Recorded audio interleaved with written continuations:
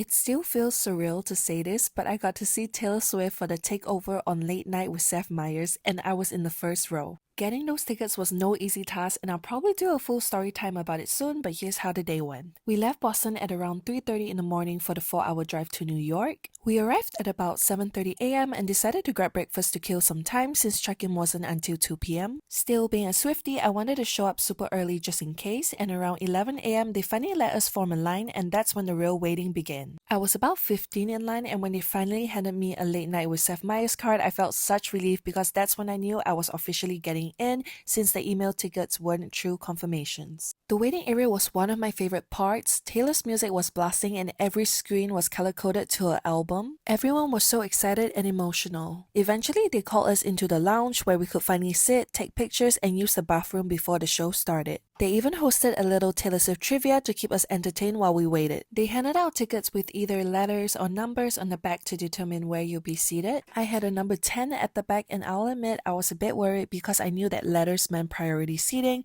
but to my surprise, they called number 1 to 15 first, and I ended up right in the first row. When Taylor walked in, I couldn't believe she was right there in front of me. Seeing her that close after everything it took to get there felt so unreal. The show was so much fun and the atmosphere was crazy. Everyone was cheering, laughing, and completely locked in. Before leaving, I made sure to grab some merch to commemorate the experience. It was honestly one of those once in a lifetime moments I'll never forget.